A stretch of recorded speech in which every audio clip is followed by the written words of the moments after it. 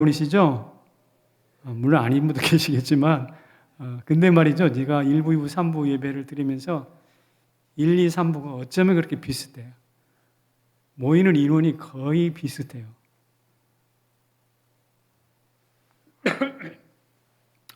우린 제한선이 있잖아요. 10% 미만. 10% 미만인데 거기를 넘었다. 좀 모자랐다. 아주 적절성에서 계속해서 왔어요. 이 하나님의 인도하심이라고 생각합니다. 그러니까 나도 모르는 사이에 하나님의 인도는 계속되고 있다. 믿으시기 바랍니다. 네. 오늘 성경 읽는 구절이 그 영역이 마태복음과 마가복음이죠. 죄송합니다. 제가.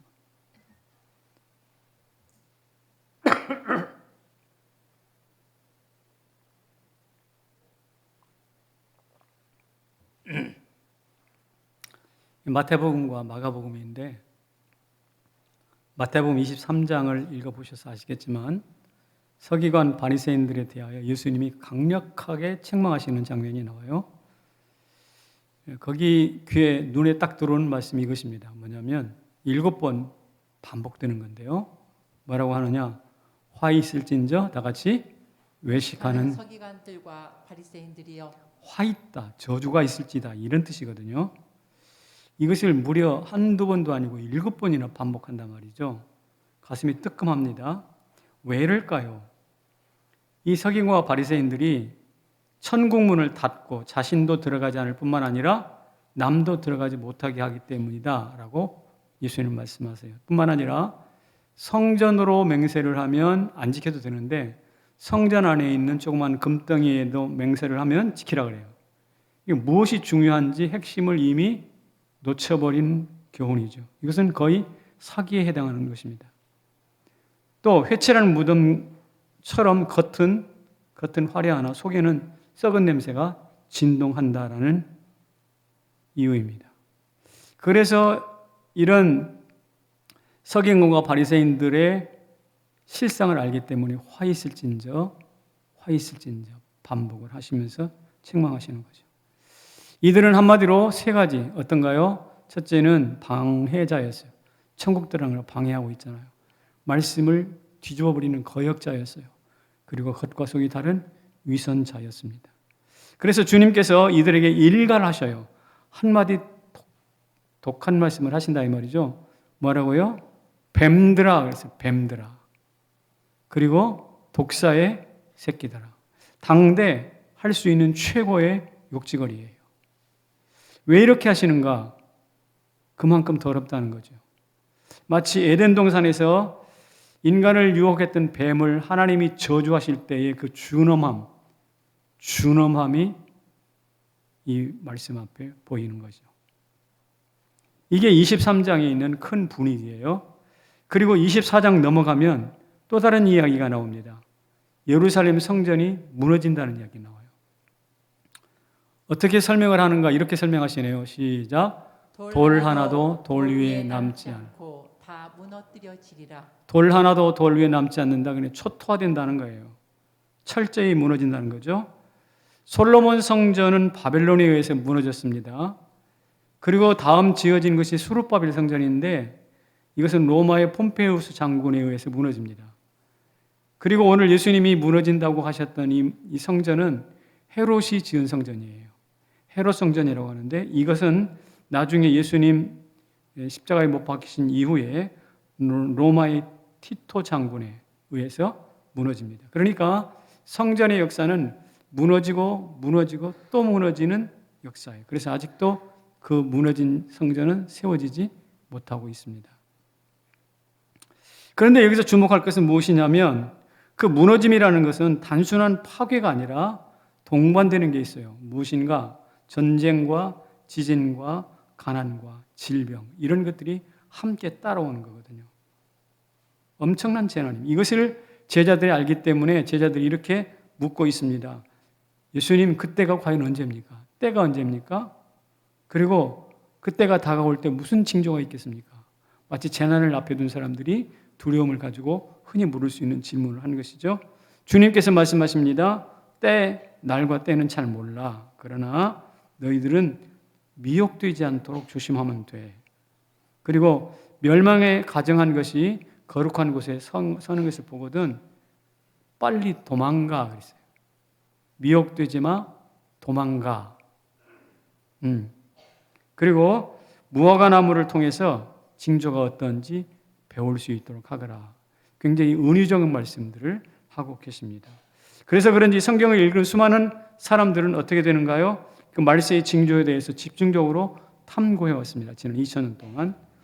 그래서 첫 번째 징조가 나타나고 있죠. 예수님 말씀하시는 건 무엇입니까? 미혹자들의 등장이에요. 요사이 이단들이 얼마나 많이 설치고 있는가요? 신천지, 하나님의 교회, 또 각종 이단들. 엊그저께 우리 개목사가 설교했던 것처럼 교회에 신천지가 와가지고 목사님 좀 뵙시다 해가지고 대놓고 와서 자기네 누구누구가 강의를 하니까 강의를 좀 들어보라고 이렇게 헛된 자랑을 하고 갔다고 하지 않았어요? 이게 이제 신천지 코로나로 인해서 좀 숨이 죽어가지고 김이 빠졌나 싶었더니 또다시 일어나고 있다는 말씀이죠. 뭡니까? 이건 하나도 이상한 게 아니에요. 미혹자들이 계속 등장할 거라는 예수님의 말씀이죠. 또 징조들은 여러 가지가 있습니다. 빙하가 녹고 수면 상승을 해서 도시들이 많이 잠길 것이다. 엊그저께 대서특필 뉴스가 나왔었어요. 그래서 우리나라 인천도 또 몇몇 도시들도 해안가 도시들도 잠길 것이다 라는 이야기가 나왔습니다. 자연재해로 당하는 위기입니다. 이것도 하나의 말세의 징조가 될 수 있겠죠. 뿐만 아니라 핵무장을 통한 지구의 멸망. 지금 북한에서는 우리나라도 나로 누리호를 속에 쏘았습니다만은 어쨌든 이런 우주 기술 그 속에는 세계를 우주를 한꺼번에 멸망시킬 수 있는 그런 파괴력도 숨겨져 있거든요. 식량 부족과 질병으로 인한 인구 재앙도 이 말세의 징조가 되겠습니다. 자, 제가 지금까지 예루살렘 성전 붕괴와 같은 붕괴가 몰고 오는 여러 가지 징조들과 상황들을 설명을 해드렸습니다. 그런데 예수님이 이 마태복음 23장 4장에서 책망을 하고 성전이 붕괴된다. 이 이야기만 하시려고 이 말씀을 하시는 게 아니라는 거예요. 이것보다 더 중요한 뭔가가 한 가지 있어요. 이것보다 더 주목해야 할 한 가지가 있다고요. 그게 뭘까요? 그게 뭘까? 궁금하지 않으신가요? 이것입니다. 누가? 인자가 오리라. 인자가 오신다는 거예요. 인자가 온다는 거예요. 오늘 본문을 감람산 강화라고 해요. 왜냐하면 감람산에 올라갔을 때 제자들이 질문하고 또 예수님이 답변하시기 때문에 감람산의 설교라고 이렇게 이름을 붙이는데 핵심은 말씀드립니다. 책망이나 무너짐이나 재난이 아니라 인자의 오심이라는 거예요. 그래서 30절에 보면 이런 말씀을 해놓고 있습니다. 시작. 그때에 인자가 하늘에서 보이겠고 인자가 구름을 타고 능력과 큰 영광으로 오는 것을 보리라. 그렇습니다. 인자의 오심이 중요한 거예요. 서기관 바리새인들의 죄악이 심각하지만 그보다 더 큰 것이 더 주목할 것이 인자의 오심이고 성전이 붕괴에 대해서 재앙이 동반될 것이지만 그보다 더 중요한 것이 인자의 오심입니다. 전쟁과 재난, 수많은 재난들이 몰려와서 징조가 보일 것이지만 그보다 더 중요한 게 무엇이라고요? 인자의 오심이라는 거예요. 주님이 그리고 덧붙이십니다. 뭐라고요? 이렇게 해요. 시작. 난리의 소문을 듣겠으나 두려워하지 말라. 아직 끝은 아니니라. 난리 소문 이게 재난 이런 이야기가 너희들 아직 끝은 아니다라고 말을 하시죠.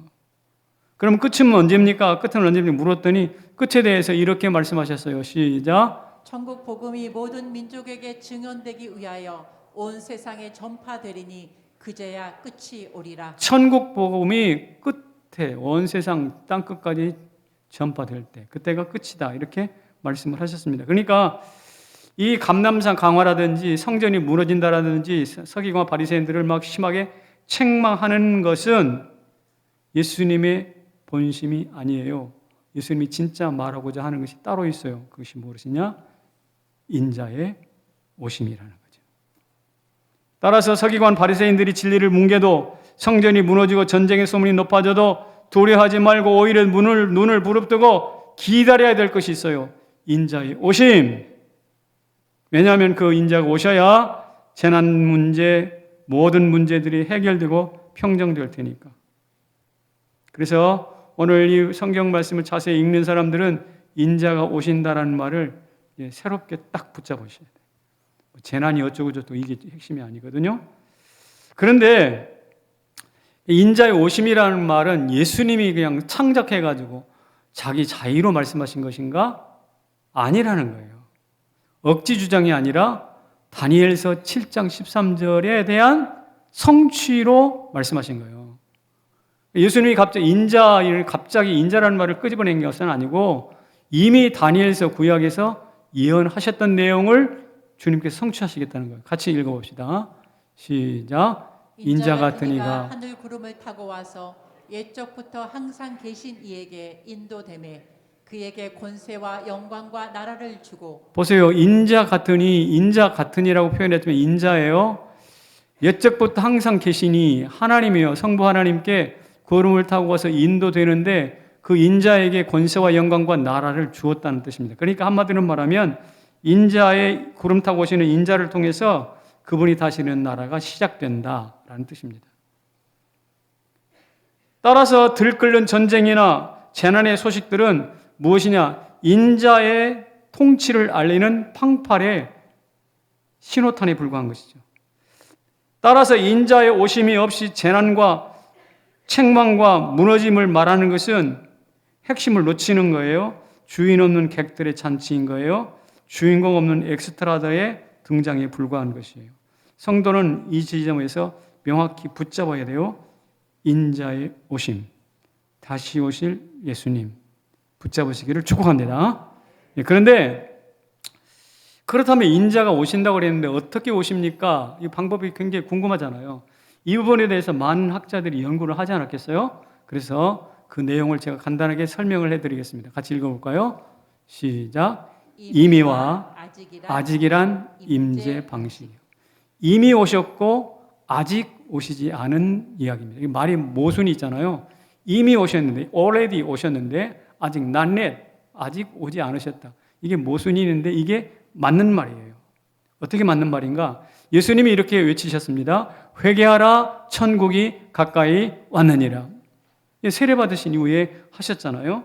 이것은 현재적으로 하나님의 천국이란 말은 하나님의 나라, 인자의 나라를 의미하거든요. 그래서 하나님의 통치가 지금 현재적으로 현실화 되었다는 뜻이에요. 사람들은 이렇게 반론할 것입니다. 아직도 악이 춤추고 아직도 변한 게 하나도 없는데 무슨 하나님의 나라입니까? 무슨 하나님의 나라가 현실이 됩니까? 라고 반론을 제기했을 때 주님이 뭐라고 하셨는지, 어떻게 하셨는지 아셔요? 주님이 이렇게 하셨어요. 귀신을 쫓아내요. 귀신을 쫓아내면서 이렇게 말씀하셨어요. 같이 읽습니다. 만일 하나님의 손이 힘입어 귀신을 쫓아내는 것이면 하나님 나라가 이미 너희에게 임하였느니라. 예, 귀신을 사람이 어거할 수 없잖아요. 하나님이 통제할 수 없는 그 귀신을 우리 주님께서 쫓아내셨잖아요. 쫓아내시면 사실 말씀이 내가 귀신 쫓아내는 게 사실이면 이미 하나님의 나라가 여기 있다는 것이야. 있다. 이미 실현은 맞는 말이잖아요. 그리고 그것을 이끌어서 우리는 하나님 나라의 현재성이라고 해요. 현재성. 현실화된 하나님 나라. 그리고 그 나라는 장차 누룩이 반죽을 부풀리는 것처럼 겨자씨가 큰 나무로 성장하는 것처럼 점점점 커질 겁니다. 확장될 것입니다. 기대하시기를 바랍니다. 하나님의 나라가 커져가고 있어요. 그런데 단 예수님이 오신 재림까지는 완성되지가 않는 거예요. 끝나지가 않는 거예요. 그러니까 이미 왔지만 아직 완성되지 않는 나라, 하나님 나라의 실존이고 하나님 나라의 미래성을 또 강조하는 내용이기도 합니다. 그래서 오스카 쿨만이라는 사람과 헤르만 리델보스라는 유명한 신학자들이 있는데 이분들이 하나님의 나라를 이렇게 정의했어요. 이미와 아직 사이에 끼어있는 나라, 끼어있는 상태의 나라. 이것은 마치 우리가 구원을 받는 것과 하나님 나라의 임재 방식과 똑같아요. 우리가 중생으로 이미 구원을 받았잖아요. 그러나 성화의 과정을 거치면서 아직 구원을 이루지 않고 구원을 점점점 이루어가고 있잖아요. 완성이 안 됐다는 뜻입니다. 이렇게 우리가 경험하는 개인의 구원과 하나님 나라의 객관적인 임재 방식이 굉장히 닮아 있어요. 이미와 아직 사이의 긴장으로. 제가 지금 이거 신학교인데 이 내용을 신학교에서 한 학기 배워. 하나님 나라 한 학기. 근데 제가 3분 만에 딱 설명해 줬어요. 머리가 조금 복잡하지만 그러나 핵심은 뭐냐? 이미 하나님 나라는 왔다. 그러나 아직 완성되지는 않았다. 점점점 커지고 확장될 것이다. 그렇다면 하나님 나라가 이미와 아직의 방식으로 이 땅에 임하신다면 좀 우리가 개인적으로 경험할 수 있는 하나님의 나라는 어떤 것입니까? 이거 굉장히 중요하잖아요. 오늘 설교에 굉장히 중요한 하이라이트예요. 하나님의 나라가 이미와 아직 사이의 관계로 긴장 관계 속으로 우리 가운데 현실화됐고 또 미래화된다고 한다면 그렇다면 그 나라가 오늘 우리의 생활에서 어떤 방식으로든지 경험돼야 될 거 아니냐고. 맞죠? 그래서 제가 성경에서 세 가지 경우를 세 가지 케이스를 소개하도록 하겠습니다. 같이 읽어볼게요. 시작. 성경에 나타난 세 가지 임재 방식. 첫 번째는 뭐냐면 이것입니다. 풀무불에 임재하셨던 인자예요. 풀무불, 그럼 뭐 퍼뜩 생각나죠? 다니엘 이야기입니다. 다니엘의 세 친구 사드락, 메삭, 아벳느고가 금신상에 절하지 않았다는 이유로 풀무불이 던져져요. 평소보다 7배나 더 뜨겁게 불을 떼놓고 거기다가 세 사람을 툭 던졌습니다. 그런데 어떻게 됐나요? 던지고 나서 보니까 불 속에서 거니는 사람들이 있었잖아요. 거니는 사람이 몇 사람? 네 사람인 거예요. 네 사람. 같이 읽어볼게요. 시작. 네 사람이 불 가운데로 다니는데 상하지도 아니하였고 신들의 아들과 같도다. 셋을 던졌는데 넷이 되었으니 그 하나는 누굴까요? 그게 바로 누군가? 신의 아들 예수 그리스도 인자이십니다. 그러나 인자는 인간이 겪는 최악의 고통의 현장 풀무불 거기에 임재하시고 찾아오신 거예요. 너 혼자 당해라. 너 혼자 홀딱 꼬실라져 죽어라. 이게 아니라 내가 너와 함께 하리라 라고 하시면서 그 현장에 주님이 찾아오십니다. 이게 하나님의 첫 번째 임재 방식이에요. 그런데 저는 기도합니다. 이것이 성경에 갇힌 그들만의 이야기가 아니라 오늘 우리의 이야기가 되기를 축복합니다. 그렇게 됐으면 좋겠죠. 우리도 얼마나 못지않은 고통을 당합니까? 그런데 그럴 때 하나님이 우리를 좀 찾아오시고 임재해 주셨으면 좋겠어요. 근데 이런 일들은 실제로 일어납니다. 입장을 바꿔서 한번 생각해 보세요. 술 먹고 막 곤드레 만드레 돼가지고 운전하는 음주운전자가 있는데 잘못 악셀트를 밟아가지고 우웅 하다가 인도로 툭 넘어와가지고 저쪽에 있는 가게 문을 박살내고 가게 안으로 사람 들어갔어요. 가게 안으로 차가 들어가 버렸어요. 여러분 그런 뉴스 가끔 보셨을 거예요. 있을 수 없는 일이에요. 그런데 생각해 보세요. 바로 그 옆에 차가 막 인도로 쳐들어갈 때 바로 옆에 살짝 피했던 사람이 있잖아요. 그런 사람이 있을 수 있을 거 아니에요. 옆에서. 그 사람들이 볼 때는 가슴을 쓸어내고 우와 이게 무슨 일이야. 까딱 잘못했다가 내가 1m만 앞으로 더 갔으면 차에 밀려가지고 완전히 이 세상 산 목숨이 아닐 텐데 그러면서 가슴을 쓸어내릴 거 아닙니까? 그 사람이 볼 때는 지금 풀무가 쑥 지나간 거예요. 그러니 풀무에 임재하셨던 하나님의 임재, 보호가 이 사람에게는 사실로 경험되고 있어요. 포탄이 빵 터졌어요. 파편이 훅 뚫고 와가지고 내 옆으로 지켜나서 벽을 뚫어버렸어요. 옆에 있었던 사람은 어때요? 가슴을 쓰는 어째 이런 일이 하면서 그 생사의 경계선이 있으면서 뭐예요? 지금 뭘 경험하는 거예요? 풀무를 경험하는 거예요. 그것에서 하나님이 구해내시잖아요. 이런 은혜가 우리 모두에게 있기를 주의 이름으로 축원합니다. 생사의 갈림길에서 우리를 건져내시는 하나님의 은혜, 이게 풀무 가운데서 건져주시는 은혜, 이게 임재예요.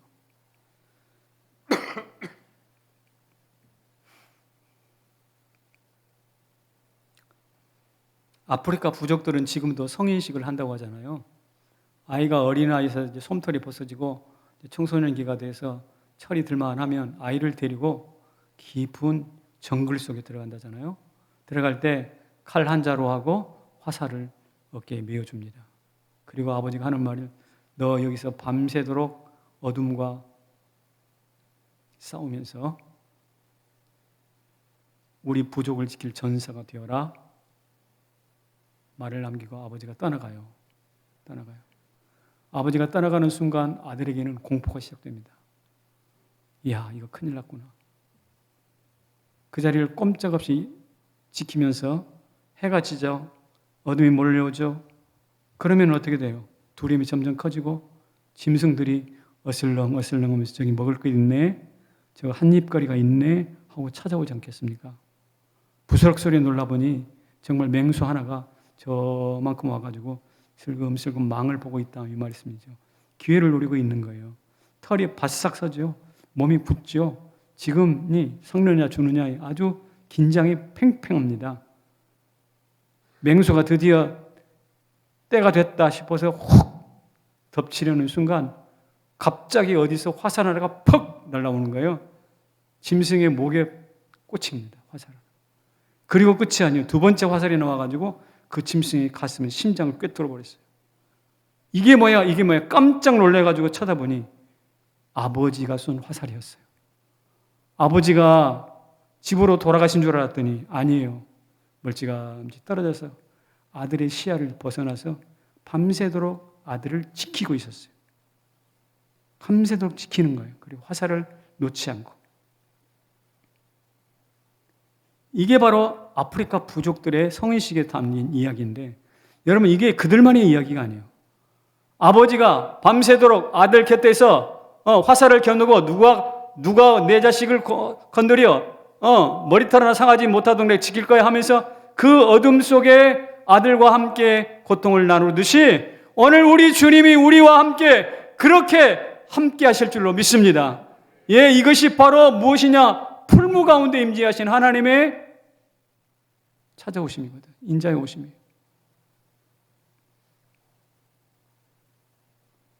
두 번째로는요, 샬롬의 임재예요. 이것은 요한복음에 나오는 이야기인데, 예수님이 십자가에 못 박혀 죽고 제자들이 두려워가지고 벌벌 떨면서 한 집에 모여 있었습니다. 그때 모습을 요한복음에서는 이렇게 설명하고 있네요. 시작. 제자들이 유대인들을 두려워하여 모인 곳에 문들을 닫았더니 예수께서 오사 가운데 서서 이르시되 너희에게 평강이 있을지어다. 3년 동안 따랐던 예수님이 죽었어요. 제자들은 낙동강 오리알 신세가 돼가지고 발둘 곳이 없잖아요. 몸둘 곳이 없어서 두려워가서 떨면서 한 집에 모여 있었단 말입니다. 체면이 말이 아니었겠죠? 그런데 그때 어떻게 해요? 예수님이 문도 열지 않고 툭 나타나셨어요. 뜻밖의 부활 예수님이 나타나십니다. 그리고 그의 입에서 하시는 말씀이 샬롬, 평안할지어다 말씀하세요. 기쁨이 넘쳤겠죠. 우와, 예수님이 돌아가신 게 아니었어? 살아나셨네? 우와! 막 충격이에요, 충격적인 기쁨이죠. 그런데 주님이 말씀하시면서 이렇게 하셔요. 숨을 내쉬면서 성령을 받으라. 그리고 끝이 아닙니다. 덧붙이시기를 너희들이 죄를 사하는 권세를 내가 주겠노라. 그러니까 부활 예수가 나타나셔서 평안을 선포하는 것으로 끝나지 않고 기쁨을 선사하실 그걸로 끝나지 않고 성령 충만을 주시고 그걸로 끝나지 않고 죄 사하는 권세까지 2중, 3중, 4중의 축복을 한꺼번에 몰아서 주시는 현장이 뭐냐? 바로 요한복음에 예수님이 나타났다는 샬롬의 임재 현장입니다. 이런 은혜가 제자들에게 있었듯이 오늘 우리에게 있기를 축복합니다. 예, 생각해 보세요. 벌벌벌 떠고 있는데 이것은 말이에요. 비참해가지고 정말 마치 기름 빠진 뭐처럼 타이어처럼 바람 빠진 타이어처럼 아주 몰골이 이상해져 있는데 갑자기 예수님의 방문, 예수님의 오심으로 말미암아 영광스러운 존재로 죄악을 세하는 권세까지 가진 성령 충만한 정도로 기쁨의 화신인 것처럼 그렇게 상황이 역전되잖아요.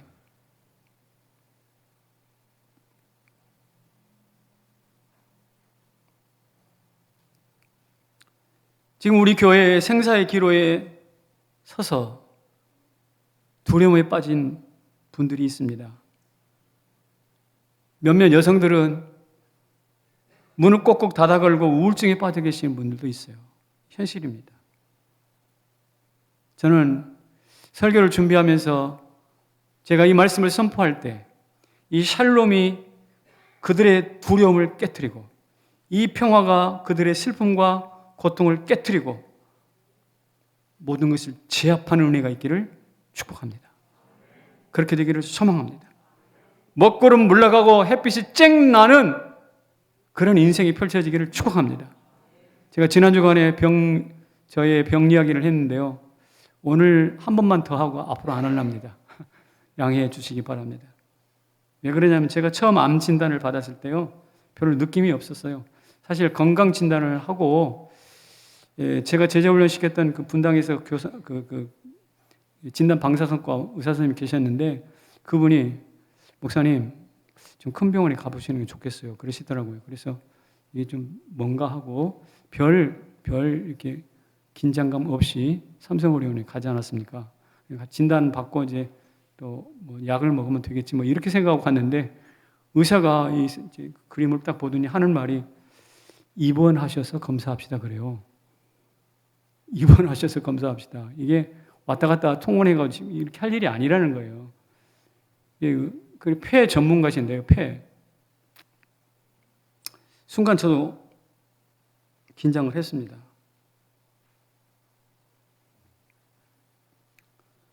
병원에서 일주일 동안 머무면서 이런저런 뭐 별의별 검사를 다 하지 않았습니까? 하고 난 다음에 의사가 바뀌었어요. 폐 전문 의사가 아니라 제 담당 의사가 바뀌었다는 거예요. 어떻게 바뀌었느냐? 림프종 전문의로 바뀌었대요. 근데 제가 폐암이 아닌 거예요. 사실 그 종양의 크기가 9cm였다고 그랬는데 이 9cm의 폐암을 가지고는 이미 죽어야 이 세상 사람이 아니거든요. 그런 거 보니 이것은 폐암이 아니구나 하고 림프암으로 판명해내서 민림프종으로 옮겨간 것입니다. 림프종은 좀 싸울만 하지 않았겠어요? 그때 이 목장로님이 제 방에 와서 제가 입원하고 있는 방에 오셔서 이제 이런저런 이야기를 하고 있는데 제가 갑자기 자꾸 속에서 뭐가 올라와요. 알고 보니까 제가 뭐하냐 각혈을 하고 있는 거예요. 이 장로님이 깜짝 놀랐죠. 저도 장로님 빨리 가세요. 빨리 가세요. 그래야 막 병원에서 비상사태니까 간호사도 출동, 의사도 출동해가지고 제 상태를 체크하고도 하고 바로 뭐가 시작됐느냐? 항암이 시작됐어요. 항암을 하려면 이 암은 어떤 암이고 설명을 해주고 거기다 사인도 하고 막 그러잖아요. 근데 급하니까 그런 과정도 생략을 해버리고 바로 항암에 들어갔어요. 그렇게 긴급하게 싸움을 싸웠습니다. 그러면서도 제 마음속에 이게 폐암이 아니라 림프종이라네. 그렇게 생각하니까 위로가 좀 됐어요. 그래서 그 항암 주사를 맞으면서 제가 무슨 찬송했냐면 이런 찬송했어요.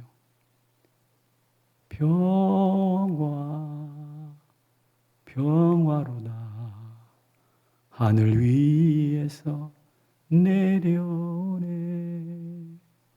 하늘 위에서 내려온대. 하늘 위에서 날려온대. 샬롬이. 엊그저께 파킨슨 진단을 받을 때도 충격이었습니다. 인터넷을 펼쳐서 파킨슨의 증상들을 보니까 만만치가 않더군요. 마지막 말기 증상은 거의 나무 토막같이 꼼짝도 못하고 누워서 몸에는 욕창이 나고 음식도 콧줄을 통해서 먹고 이런 최악의 상황들을 설명을 하고 있잖아요. 참 암담했어요. 암을 이겼더니 이제는 파킨슨이야? 이런 패배감도 들었어요. 근데 그날 제가 병원 가면서 제가 손에 들고 가서 계속 묵상했던 말씀이 있었어요. 이 말씀입니다. 시작. 주께서 내 마음에 두신 기쁨은 그들의 곡식과 새 포도주가 풍성할 때보다 더하니이다. 주께서 내 마음에 두신 기쁨은, 지금 기쁨이 아니에요. 파킨슨 병을 선고받은 그 순간이에요. 그날이에요. 그런데 주께서 내 마음에 기쁨을 두셨대. 맞아, 그렇지. 그런데 추수 때 곡식과 포도주가 풍성할 때보다 그 기쁨이 더 크대. 그래서 제가 그 말씀을 계속 묵상하다 보니, 맞아, 이 병이 곡식 거두어 드리는 사람이 기뻐하는 것과 같이 나도 이 병을 기뻐할 수 있으면 되지 않을까? 그러면서 생각한 것이 병은 하나님이 나에게 보내는 천국의 초청장이다. 이런 이야기를 묵상하기 시작했습니다. 그러면서 제 마음에서 또 항암을 하면서 불렀던 그 노래가 다시 나왔어요. 뭐라고요? 평화로다 하늘 위에서 내려오네.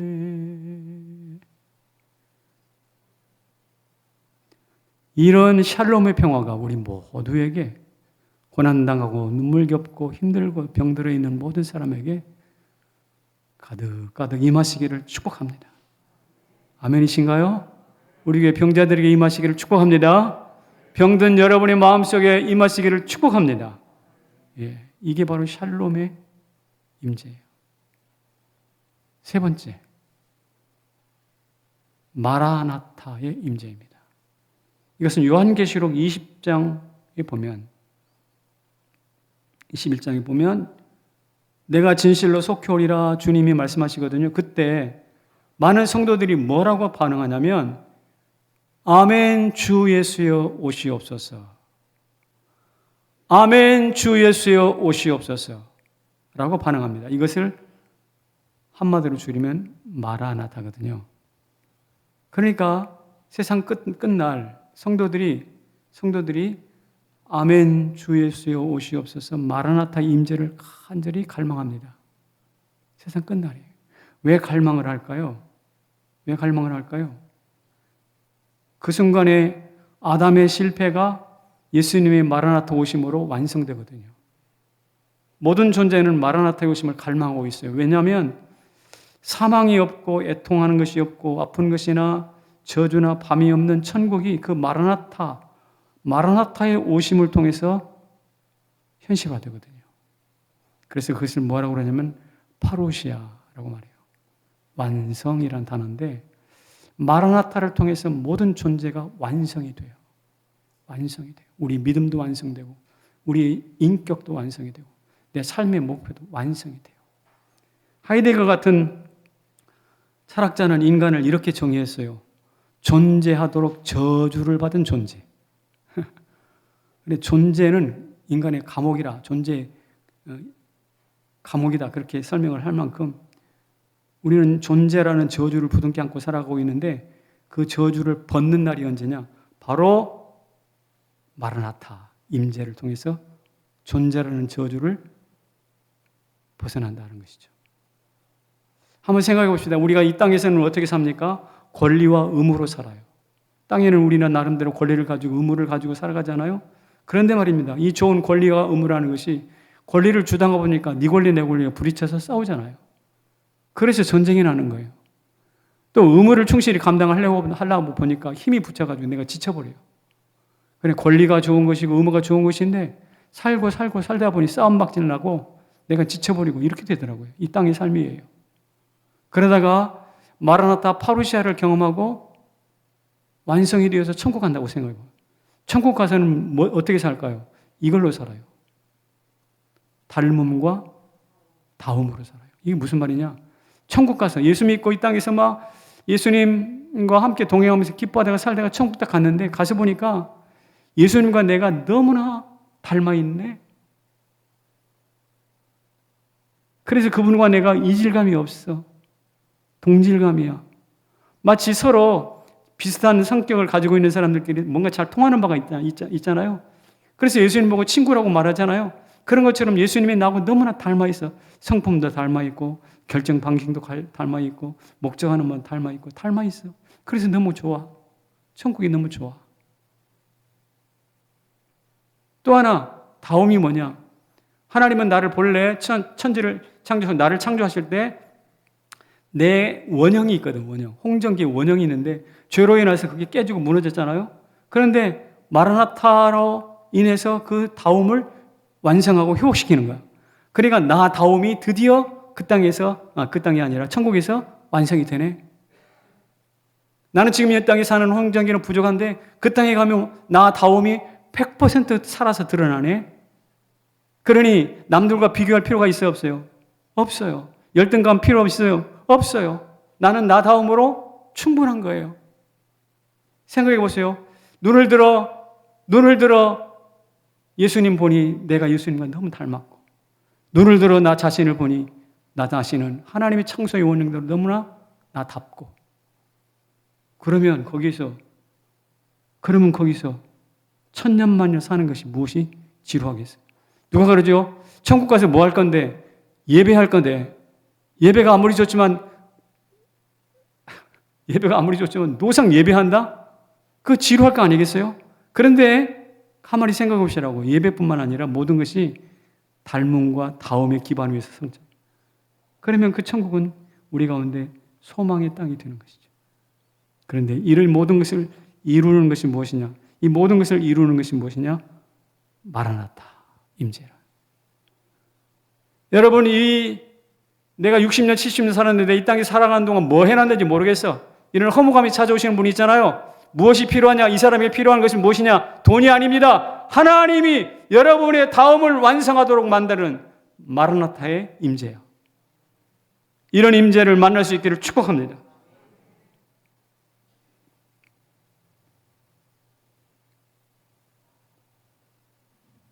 자, 한번 읽어볼까요? 시작. 세 가지 임재를 구하는 느헤미야 프로젝트. 제가 지금까지 세 가지 임재 방식을 말씀드렸어요. 풀무에 임재하신다, 샬롬으로 임재하신다, 마라나타, 완성으로 임재하신다. 근데 이 이야기가 정말 말씀드린 것처럼 성경에 나타나는 그림의 떡처럼 그런 이야기라고 한다면 아무런 의미가 없죠. 이 세 가지 임재 방식이 나의 삶으로 경험되기를 소망합니다. 그런데 그것을 언제 경험했으면 좋을까? 우리 지금 느헤미야 프로젝트를 통해서 이 자리에 나와가지고 우리 기도하고 있잖아요. 기도할 때 와가지고 내가 지원했으니까, 하겠다고 했으니까 와가지고 앉았다 가야 되겠지, 멍 때리다 가는 이런 수준 낮은 프로젝트가 아니라 이 자리에 앉아서 딱 기도하는 순간 하늘이 열려지기를 축복합니다. 그리고 여러분의 인생이 하늘에 걸리는 거예요. 하늘에 걸린 인생이 되기를 축복합니다. 그런데 하늘에 걸리려면 어떻게 되는가? 오늘 여기 있는 것처럼 하나님의 임재 방식을 몸소 경험해야지. 우리가 풀무 같은 인생을 살아가지만 그곳에서 우리를 구원하시는 하나님의 임재를 경험하기를 축복합니다. 언제, 어디서? 바로 여러분들이 이 자리에 나와서 기도하는 그 현장에서, 느헤미야 프로젝트를 통해서. 여러분이 이리저리 두려움과 불안에 따라가지고 문을 꼭꼭 걸어잠그고 있는 사람이라도 이 자리에 나와서 기도하고 프로젝트를 참여하면서 하나님께 부르짖으면 하나님께서 요한복음에 주셨던 그 세 가지 평화와 성령의 충만과 기쁨과 권세, 죄를 사하는 권세, 이거 같이 있었던 것처럼 오늘 우리에게도 그런 은혜가 있기를 축복합니다. 내 인생 이게 뭐야? 꽝 같아. 나 인생 헛살아. 이렇게 생각하는 사람들에게 아니야, 헛산 게 아니야. 우리 하나님이 네 인생을 완성시킬 거야.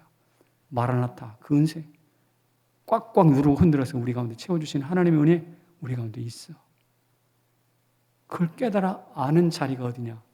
느헤미야 프로젝트. 그래서 느헤미야 프로젝트에서 나오셔서 기도하시는 성도들 여러분 박수를 보냅니다. 그리고 또 한 가지, 여러분 수고하신다고 프로젝트 물건도 주죠. 물건 무릎 담요하고 뭐 하나 주는데 이거 물건 바라보고 오는 거 아니잖아요. 그 무릎에 탁 깔고 핸드폰 제대로 딱 세워놓고 간절히 이 세 가지 임재 방식을 주여 나에게도 경험케 하여 주시옵소서 기도하기를 주의 이름으로 축원합니다. 여러분, 불교에서는 화장실을 뭐라고 부르는 줄 아세요? 화장실? 이렇게 불러요. 해우소라고. 해우소가 무슨 뜻이냐? 해결을 한다. 무엇을? 우환을. 인생의 우환을 해결하는 장소. 해우소래. 그래봐야 앉아서 똥 싸는 자리일 뿐이야. 화장실. 그런데 그 자리를 해우소라고 멋지게 이름을 붙이네. 제가 그 글을 읽고 무슨 생각했냐면, 그렇다면 오늘 르헤미야 프로젝트를 통해서 이 자리에 나와 앉아있는 성도들에게 기도실은 뭘까? 앉아서 응가하는 자리가 모든 인생의 어려움을 해결하는 해우소라고 이름을 붙일 수 있다면, 오늘 우리가 이 자리에 나와서 하나님 앞에 세 가지의 임재 방식을 경험할 수 있다면 그 자리는 도대체 뭐가 되겠느냐? 제가 이름을 이렇게 지었어요. 시작. 우물, 떡집, 병원을 합친 곳이요. 이게 요한복음에 있는데, 인생의 어려움, 목마름을 가지고 찾아왔던 사마리아의 여인이 있잖아요. 여인이 예수님 만나가지고 해결하지 않습니까? 그리고 또 어떻게 되나요? 사람들이 예수님의 가르침을 받고 배가 고파서 집으로 돌아갈 때 예수님이 너희들이 떡을 주라 해가지고 어떻게 됐어요? 오병이어의 기적을 경험하잖아요. 이거 요한복음 이야기입니다. 떡집인 거예요. 베데스다 목가에서 38년 동안 물이 동하기를 기다리면서 병을 고치려 했지만 실패했잖아요. 그때 예수님 만나서 병이 고쳐집니다. 맞죠? 그러니까 가만히 보세요. 우물과 떡집과 병원이 합쳐진 모습이 예수님이거든. 맞아요? 여러분, 어떤 다른 종교는 화장실마저 해우소라고 말을 하는데, 우리는 이 세 가지 인생을 해결하고 모든 것을 극복해 내갈 수 있는 바로 그 자리, 기도의 자리를 사모하면 나 모른 채 하면 되겠습니까? 오셔서 기도하시고 그곳에서 하늘이 열리고 하나님의 세 가지 임재 방식을 경험할 수 있는 저와 여러분이 되기를 주의 이름으로 축원합니다. 아멘이시죠? 네. 존 스토트는 현대 교회를요, 치우친 기독교다 그렇게 이야기했어요. 뭔가 자꾸 치우쳐 있어요. 제가 봐도 많은 한국 교회는 많이 치우쳐져 있어요. 그런데 말입니다, 우리는 이 치우친 기독교에서 집중의 기독교, 하나님 우리에게 주신 집중의 기독교로 바뀌어야 돼요. 어저께 설교를 준비하는데 밖에서 쇠를 자르는 소리, 에어쇼 했죠, 어제. 그래가지고 비행기 나르는 소리가 온통 되게 시끄러웠어요. 그런데 김관세가 제 방에 들어오더니, 목사님 밖이 시끄러우니까 제가 창문을 닫아드릴까요? 저는 항상 창문을 열어놓거든요. 창문을 닫아드릴까요? 그랬어요. 아니야. 그리고 제가 답변하는 것이 이것이었습니다. 한번 읽어볼까요? 시작. 문제는 환경이 아니라 집중일세. 진정한 공부는 시장 바닥에서도 가능해. 그러니까 시끄러우니 문 닫게, 이게 초점이, 문 닫는다고 해결되는 게 아니잖아요. 내가 말씀에 집중할 수 있으면 밖에 아무리 시끄러워도 괜찮다 이 말이죠. 이게 바로 뭐냐면 집중할 줄 아는 목사예요. 근데 집중할 줄 아는 목사뿐만 아니라 기독교가 집중해야 돼요. 어디에? 풀무 가운데 임재하시는 인자. 예, 두려워 문 꼭꼭 닫아간 그곳에 샬롬으로 찾아오시는 인자. 허무에 매달려서 흔들리고 있는 사람들에게 완성으로 찾아오는 마라나타의 인자. 이 인자에 집중하게 될 때 우리의 삶에 놀랍게 기적으로, 간증으로 채워질 줄로 믿습니다.